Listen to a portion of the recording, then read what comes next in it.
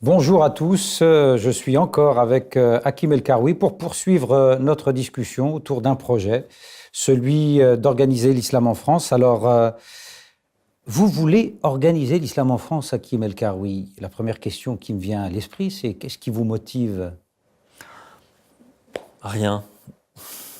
Je n'ai pas d'intérêt personnel. Je ne suis pas un acteur ni religieux ni communautaire. Je suis juste un citoyen engagé, inquiet de la situation pour la France et pour les musulmans. Et je pense que ça concerne la France comme les musulmans. La situation actuelle, l'inorganisation actuelle est, à mon avis, criminelle.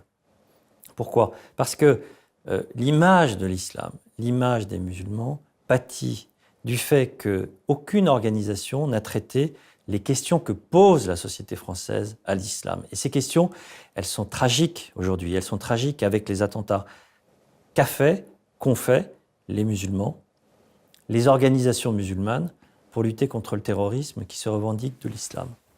C'est ça la question que se pose l'ensemble de la communauté nationale. Et le fait qu'elle ne soit pas capable de répondre m'a encouragé à m'engager. Le 7 janvier 2015, après Charlie, je me suis dit, mais est-ce qu'on peut ne rien faire? Est-ce que je peux être, comme beaucoup de Français de confession musulmane qui disent, la religion c'est une affaire privée. Son organisation, ça ne m'intéresse pas, ça ne me regarde pas, c'est compliqué, il y a les pays étrangers, il y a les barbus, il y a des gens qui en ont fait un business. Surtout, il ne faut pas se mêler de ça, il n'y a que des problèmes, il n'y a que des coups à prendre. Mais, vous savez, je vous ai parlé de Ben Ali. Un peu comme quand j'ai vu le risque, et ces 5000 morts que je voyais, que je visualisais, le risque du massacre, je me suis dit, il faut faire quelque chose. Ben là, c'est pareil. Je me suis dit, il faut faire quelque chose. Je connais un peu le monde politique, voilà. Et donc, j'ai décidé de travailler. Alors, qu'est-ce qui vous fait croire que vous pouvez y arriver? Une idée. En fait, une chose très simple, c'est que, d'une certaine manière, je pense qu'on n'a jamais essayé. Et que la voie qui a été choisie par les représentants des mosquées et par le gouvernement français, les différents ministres de l'Intérieur, c'est toujours la même. C'était, on va sous-traiter. On va sous-traiter aux représentants des pays d'origine, parce que finalement, les musulmans, ce pas des vrais Français. C'est d'abord des Marocains, des Algériens, des Tunisiens, des Turcs, etc. On va essayer de parler aux Saoudiens, Bon. C'est pas vous qui dites ça, c'est ce qui se dit. Voilà, ils vont les contrôler, puisque c'est un problème de sécurité. Souvenez-vous, la guerre civile en Algérie, Pasqua, la mosquée de Paris, le GIA, etc. Les services algériens sont quand même les mieux placés pour contrôler les Algériens. Mais la vérité aujourd'hui, c'est quoi? Les 3/4 des musulmans sont français. La moitié sont nés en France. Dans 10 ans, les 2/3 seront nés en France. Donc c'est plus un sujet de pays d'origine. Les pays d'origine, ils sont en train de perdre pied, à part peut-être les Turcs. Les Turcs ont réinvesti, on en reparlera. Donc, on n'a jamais vraiment essayé d'organiser l'islam de France avec, pardon de le dire, des Français. Des Français dont l'agenda est français.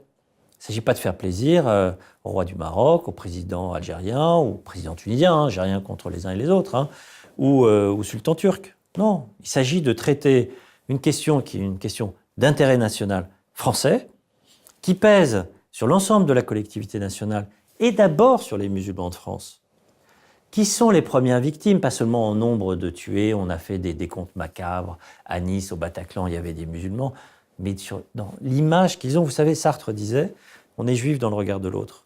Moi, je suis musulman dans le regard de l'autre. Et musulman, vous savez ce que ça veut dire aujourd'hui? Je vais rester à rien faire, les bras croisés? Non, il faut agir. Alors justement, pour que ça puisse fonctionner, on a le sentiment qu'en France, vu que le culte est géré par le ministère de l'Intérieur et des cultes, on a besoin d'avoir l'assentiment, le soutien de l'État. Est-ce que vous l'avez? Ou au moins l'attention de l'État? Le culte n'est pas géré par le ministère de l'Intérieur et le bureau des cultes. Le ministère de l'Intérieur a une influence considérable au sein du CFCM. En fait, le ministère de l'Intérieur, le Conseil français du culte musulman, permet au CFCM d'exister malgré les dissensions, les querelles d'ego, les querelles politiques des uns des autres. C'est ça ce que fait le ministère de l'Intérieur. Puis après, le ministère de l'Intérieur, et ça c'est son rôle, il gère les questions de sécurité. Il n'organise pas l'islam de France. L'islam de France, il y a une institution, CFCM, qui existe depuis 2003, qui est censée représenter, on ne sait pas très bien quoi, les musulmans, les mosquées, l'islam, l'organisation, la théologie. Les pays d'origine. Les pays d'origine. Bon, ce qu'on a bien compris, c'est que c'était une guerre entre Algériens et Marocains. Moi, je dis la guerre entre Algériens et Marocains. Déjà au Maghreb, sur la frontière, au Sahara, c'est compliqué. On n'en a pas besoin en France. Mais la vérité, c'est que l'islam de France est organisé aujourd'hui, pas par le CFCM. Il est organisé par des barons locaux. Des gens qui ont pris beaucoup de pouvoir, beaucoup d'influence à Paris, à Évry, à Lyon, à Strasbourg. À Marseille, ils se font tous la guerre. À Nice, à Bordeaux, à Nantes c'est compliqué. À Lille, c'est pas compliqué. Voilà. Il y a des grandes métropoles, il y a des grandes mosquées, il y a des grands barons. Tous ces gens-là, qu'est-ce qu'ils font? Ils gèrent leurs intérêts locaux. D'une certaine manière, c'est leur boulot. Moi, je pense que la question, elle n'est pas locale, elle est nationale. Parce que la question, c'est quoi? C'est la théologie. Est-ce qu'on peut laisser l'islam aux islamistes? C'est ça la question théologique. Les barons locaux dont vous parlez sont des islamistes? Certains, pas tous. Certains sont d'ailleurs contre. Mais la question de la théologie, ce n'est pas une question locale. Il n'y a pas une théologie musulmane à Bordeaux. Il n'y en a pas une à Lille. Il n'y en a pas une à Lyon. Il y a une théologie musulmane partout, globale. Vous allez me dire, il n'y a pas une théologie musulmane française. Oui, mais il y a un débat théologique.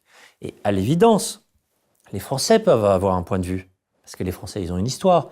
Ils ont une relation critique avec le texte. Cette relation critique avec le texte, elle est avec le texte musulman. Mais elle est aussi avec la Bible. Tout ça s'inscrit dans une histoire. La question de la formation des ministres du culte. Les imams qui viennent de l'étranger, je trouve ça formidable, très sympathique, etc. Mais à qui ils vont parler? Quand on les voit arriver, les jeunes, qu'est-ce qu'ils disent? Mais toi, t'es un blédard. Mais retourne au bled. De quoi tu vas me parler? D'abord, tu parles pas ma langue. Quand ils parlent français. Quand ils parlent français, ils leur disent, tu parles pas ma langue, tu comprends pas ce que je te dis. Tu comprends pas mes valeurs, tu comprends pas ma culture. Les imams étrangers, ils sont bien pour parler aux personnes âgées, qui ont encore le lien, qui sont nés en Algérie, au Maroc, en Turquie, pas pour parler aux jeunes. Et la question aujourd'hui, c'est l'islam des jeunes. L'islam de France, c'est l'islam des jeunes. Donc, il faut des ministres du culte formés en France, et si possible, pas par l'UOIF. Il faut construire des mosquées. L'UOIF, c'est l'Union des organisations islamiques de France, qui ne s'appelle plus comme ça, il s'appelle aujourd'hui Musulmans de France. Ce sont les héritiers des frères musulmans, la seconde confrérie européenne. Il faut construire des mosquées. Il n'y a pas d'argent. Il y a plein d'argent. Il y a plein d'argent. Il faut juste orienter l'argent vers l'intérêt général. Tout ça, ça demande une organisation. L'image de l'islam, l'image des musulmans est très mauvaise. On parle d'islamophobie, etc. Le mot est un peu piégé. La xénophobie contre les musulmans, il faut lutter contre. Mais qui c'est qui s'en occupe? Le CFCM? Non, c'est le CCIF. Je ne suis pas sûr qu'il faille tout laisser au CCIF. Il y a d'autres problèmes. La montée de l'antisémitisme chez les musulmans. On va dire, mais non, ça n'existe pas. Bien sûr que ça existe. Et la question, c'est pas Israël.